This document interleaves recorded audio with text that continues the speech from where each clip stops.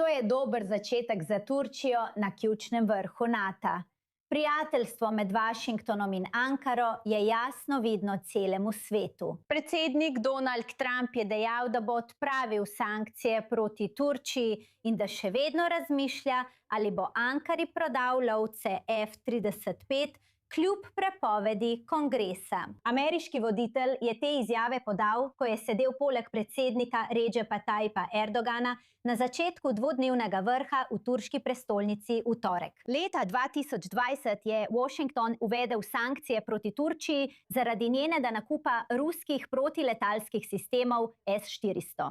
Prav tako je Ankaro izključil iz programa lovcev F-35, kar je Turčija takrat označila za nepravično in nezakonito. Zdaj pred vrhom Benjamin Netanjahu opozarja pred prodajo F-35, pri čemer to ponovno poudarja. Turčija je režim, okužen z muslimansko bratovščino, skrajnim gibanjem, ki vzklika smrt Ameriki. Zdaj pa najprej prisluhnimo še več izjav ameriškega voditelja, ko hvali zvestobo Turčije. No, to je odločitev, ki jo bomo sprejeli. Imamo zelo dober odnos. Mislim, da veliko ljudi, lahko vam povem, veliko ljudi, vključno z ljudmi, ki sedijo tukaj, misli, veste, zakaj tega ne bi storili. Imamo boljši odnos s Turčijo in Turčija je bila na mnoge načine veliko bolj zvesta kot druge države, za katere mislimo, da bi bile zveste. Tako da ja, to je zagotovo nekaj, o čemer bi razmislili. To je odlično letalo. To je najboljše, trenutno daleč najboljše letalo. In to je zagotovo nekaj, o čemer bomo razmislili. Ja. In prav pred nekaj trenutki je Benjamin Netanjahu ponovno izpostavil svoje skrbi glede Turčije. Izraelski premier je povedal za CNN. Prodaja letal F-35 Ankari bi uničila ravnotežje moči na Bližnjem vzhodu. Poslušajte. To ni sila, ki bi prinašala mir in stabilnost. In če takemu radikalnemu režimu, ki se po potrebi nasmehne Ameriki ali predsedniku Združenih držav, daste takšno moč. Ko jim daste to moč, boste videli agresijo kot posledico. Jaz tega ne bi storil. Za več odzivov je z nami upokojeni kapitan ameriške mornarice Derry Tabach, nekdanji poveljnik NATO-vega protiterorističnega centra, ki se nam zdaj pridružuje iz Kijeva v Ukrajini. Najlepša hvala za vaš čas. Tukaj je več tem, ki jih moramo obravnavati. Začnimo s predsednikom Donaldom Trumpom, ki pravi, da je preprečil Turčiji napad na Izrael in, kot smo slišali, zelo pohvalil Redžepa Tajpa Erdogana, ga označil za prijatelja in pohvalil njegovo zvestobo. Če bi res dovolil prodajo letal F-35 Ankari, kako pomembno bi to bilo? Kakšno je vaše mnenje? Najprej hvala, gospa Arvin, za povabilo. Vedno mi je v veselje. Spet moramo poudariti, da je bil predsednik Trump tisti, ki je leta 2019 začel sankcije proti prodaji F-35 Turčiji in jih nato spravil skozi ameriški kongres, kar se bo zdaj obrnilo. Rekel je le, da bo razmislil o tem. Mislim, kaj pa naj naredi. Poskuša sklepati dogovore. On sklepa dogovor, ki pomeni le to, da bo morala Turčija nekaj storiti. Da bo to koristilo naši državi ali Izraelu, če bodo to storili, če bo o tem razmislil in če bo prepričal kongres, da razveljavi tisto, kar jih je leta 2019 prepričal, naj storijo proti prodaji. F-35. Poleg tega pa, veste, obstaja rek in mislim, da je predsednik Trump zelo dober primer tega. Svoje prijatelje moraš imeti zelo blizu sebe, sovražnike pa še bližje. Tako je predsednik Trump ves čas deloval, mislim, da je bilo tako tudi tokrat in kot ste poudarili, je Turčija nekaj storila. Ne pove natančno, kaj je Turčija naredila za nas. Ni pomagala Iranu, ko smo jih napadli. Za razliko od naših drugih zaveznikov v NATO, držav, ki so nas ovirale in nam škodovale v naši vojni z Izraelom proti Iranu, spet F-35, mislim, da so to le politične izjave, če sem iskren z vami. Ja, in z vsem spoštovanjem do premierja Netanjahuja govori izraelskim državljanom in svojemu volilnemu telesu, kar jih navdušuje. In predsednik Trump govori ameriškemu volilnemu telesu, ljudem, ameriškemu ljudstvu, ker F-35 brez Izraela ne bo letel. Tako preprosto je to. Glavne komponente za F-35 so izdelane v Izraelu, elektronika, čelada, ključne komponente za čelado. In ne vem, če ste tega sploh zavedate, krila za F-35 so izdelana v Izraelu, torej to letalo ne bo letelo brez čelade, brez elektronike in zagotovo ne brez kril. Torej, mislim, da če bi F-35 kdaj prodali, ponovno to je šele v razmisleku, ni razloga za kakršenkoli pakt. Če bo kdaj prodan Turčiji, bo morala biti Turčija prijazna do Izraela. V nasprotnem primeru njihovo letalo ne bo letelo. No, to bi vsekakor bilo zaskrbljujoče v Izraelu, ker imate prav. Politiki povedo tisto, kar morajo povedati svojim volivcem. Smehljajo se, si stiskajo roke in gledajo v kamere, kadar je to potrebno. Hkrati pa v Izraelu obstaja resnična zaskrbljenost glede ambicij, ki jih ima Turčija. In slišali smo Benjamina Netanjahuja, ki je pred trenutkom dejal, da ima Recep Tayyip Erdogan agresivne ambicije. Iz njegovih besed je očitna zaskrbljenost. Pravi, da bi takšna prodaja uničila ravnotežje moči na Bližnjem vzhodu. Razumemo lahko te skrbi. Kakšno je vaše mnenje, vaš pogled? Od kdaj je Izrael tako zaskrbljen zaradi tega? Vedno je bilo to ravnotežje. Okoli vas je 500 milijarde Arabcev. V Izraelu imate veliko stvari, s katerimi se morate spoprijeti, tudi notranje. V 35 ne bo nekaj velikega, kar bi povzročilo neravnovesje med. Veste, bil sem nameščen v Turčiji 3 leta, ko sem bil poveljnik v protiterorističnem centru, NATO-vem protiterorističnem centru tam. Ne, tega ravnotežja ne bo in Turčija ne meji na Ukrajino, na Izrael, ne na Ukrajino. Torej je to freudovski spodrsljaj. In ponovno mislim, da premier Netanjahu govori izraelskim državljanom pred volitvami. F-35 drugič najprej, o tem se razmišlja. Tako tudi predsednik Trump ovinkari in pravi, poslušaj, če boš priden, ti bom za konec tedna kupil sladoled, ko te bom peljal v živalski vrt. To ne pomeni, da jim ga bo dal, ker spet to ni odvisno od predsednika Trumpa. Odvisno je od našega kongresa, ker je predsednik Trump leta 2019 to spravil skozi kongres, torej na koncu lahko reče, poslušaj Erdogan, najboljša prijatelja sva, rad te imam človek, toliko si naredil zame, najboljša prijatelja sva, veš.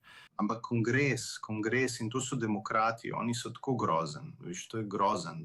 No, da bo jasno, Erdoganova stališča o Izraelu in izraelskem premijeju niso skrivnost.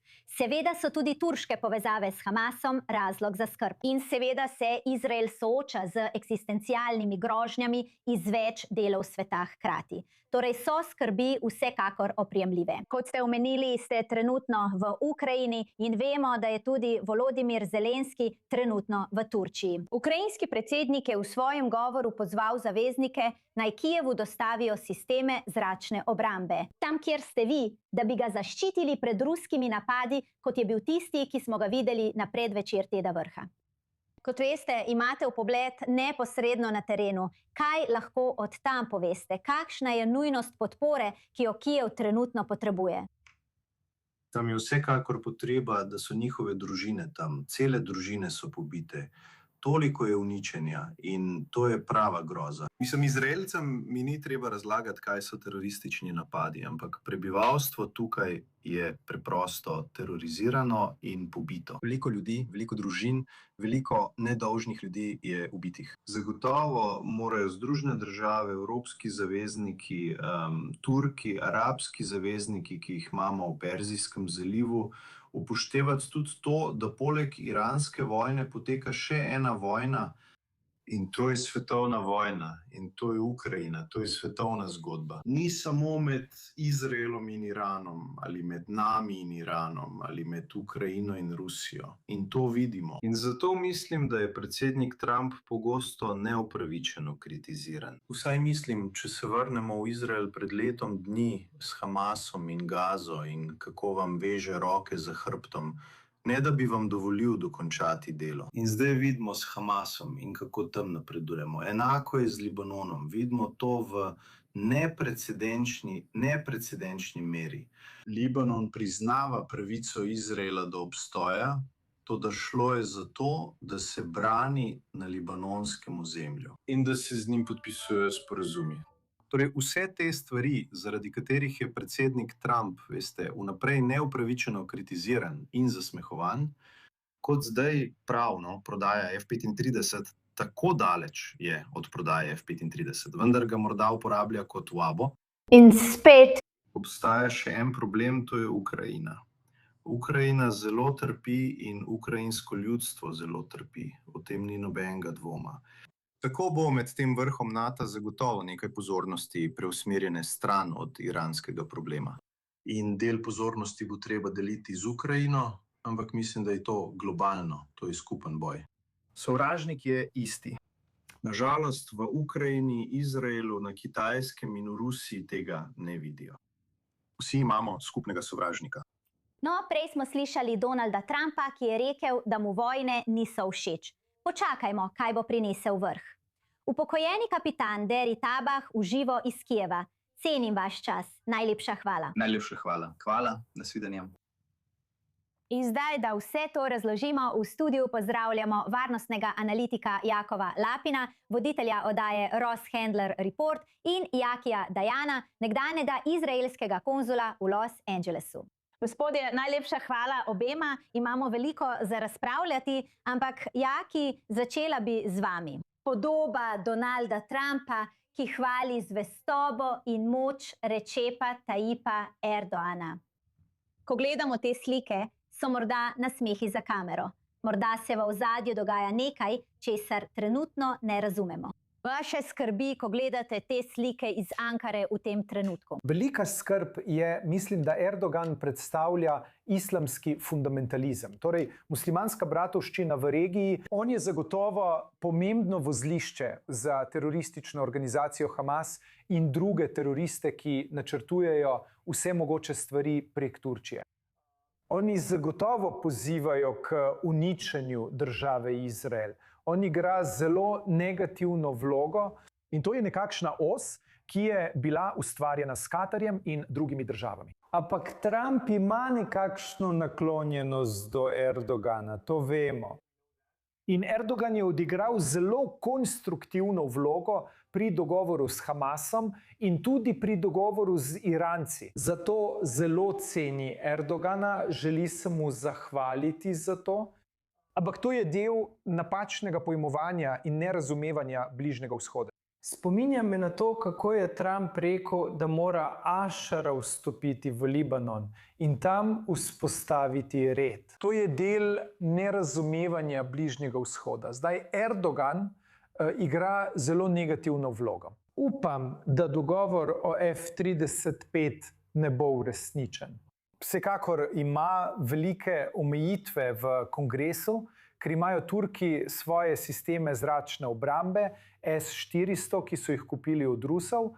Torej obstajajo omejitve strani kongresa. Zato bi bilo za Trumpa zelo težko to spremeniti v kongresu. Še posebej v kongresu, nad katerim bi lahko zelo kmalu izgubil nadzor. In ta dogovor zagotovo ne bo prišel v kongres pred tem. In poleg tega se spomnimo, da je po Abrahamovih sporazumih Trump obljubil F-35 Združenim arabskim emiratom, pa se ni zgodilo nič. Še vedno čakajo, da bodo letala prišla, zato mislim, da do tega dogovora ne bo prišlo. Ampak dejstvo je, da Trump stoji z ramo ob rami poleg Erdogana. To je neka vrsta projekcije problema na Bližnjem vzhodu in šibkosti, ki jo Združene države trenutno izkazujejo na Bližnjem vzhodu. Ne glede na to, ali gre za katastrofalen dogovor z Iranci, ali ne za dogovor, ampak za memorandum o nerazumevanju, kot ga imenujemo. In druge stvari, to ni dober čas. Ampak Trump kot Trump, upajmo, da bo po vmesnih volitvah spremenil smer. Potem bi spremenil svoj pristop do Irancev in to bi imelo posledice za celotno regijo. Tako da trenutno mislim, da to ni dobra pot, vendar se lahko stvari v bližnji prihodnosti na Bližnjem vzhodu spremenijo. Jakov Lapin, za izraelskega vidika, kako to opazujemo, ne glede na to, ali bo dogovor sklenjen ali ne, je zelo jasno, kako Donald Trump gleda na tega zaveznika. Kar zadeva Recepa Tayyipa Erdoana, kako on vidi ta pozitiven odnos v času, ko izraelski premier dobesedno na ameriški televiziji pravi ne tako hitro. Ja, mislim, gledajte, menim, da sta Turčija in Erdogan tukaj res izvedla nekakšno prevaro oziroma marketinški trik, ko sta se predstavila kot zanesljiv in močan zaveznik NATO. Kakšen zaveznik NATO pa gosti Hamas? To bi bilo tako, kot da bi zaveznik NATO gostil ISIS in Al-Kaido ter pričakoval, da bodo ZDA prišle in se temu poklonile. 400. Dejstvo, da imajo te ruske sisteme, ki jih lahko Rusi uporabijo za pridobivanje podatkov prek zadnjih vrat iz radarjev teh protizračnih obrambnih sistemov. Sama ideja, da bi prodali državi, ki je kupila te napredne ruske protizračne obrambne sisteme, zasnovane za spopadanje z letalom F-35. Mislim, da bi zaradi te ideje šefi Pentagona ponoči izgubljali spanec. Že samo javno izreč kaj tazga je na nek način pravzaprav ponižanje ameriškega položaja v svetu. In še toliko drugih stvari je, veste, Jak je omenil to, ki so problematične. Turčija ustrahuje Grčijo, ustrahuje Ciper. Ni naključje, da smo v zadnjih dneh slišali o izraelsko-grški vaji letalskih sil nad Kreto, v kateri so po poročilih izraelska letala za dolivanje goriva pomagala grškim lovcem pri učenju izvajanja napadov na dolge razdalje. To je zelo jasno sporočilo, da se Izrael in Grčija oba počutita ogrožena strani iste države. Tako da konec koncev gledamo na sunitsko radikalno silo, ki poskuša postati novo staro Osmansko cesarstvo, ki na mnoge načine poskuša zapolniti vakuum, ki ga je pustila iranska šiitska os, hkrati pa uživa imuniteto in ugled, ker je pomembna članica NATO. In nihče, razen Izraela, jih na to ne opozarja. Torej, samo dejstvo, da jih Izrael javno opozarja, še ne pomeni, da ni tudi drugih držav, ki imajo enake skrbi. Obstajajo arabske države, ki jih skrbi vloga Turčije, vendar so glede tega veliko bolj tiho, kot je njihova navada. Nemški zunanji minister je pravkar prišel v Izrael, da bi izrazil svojo podporo Izraelu na podlagi izjave turškega zunanjega ministra proti Izraelu. Zato mu je bilo pomembno, da se je na poti na vrh NATO ustavil v Izraelu, samo da bi to izrazil.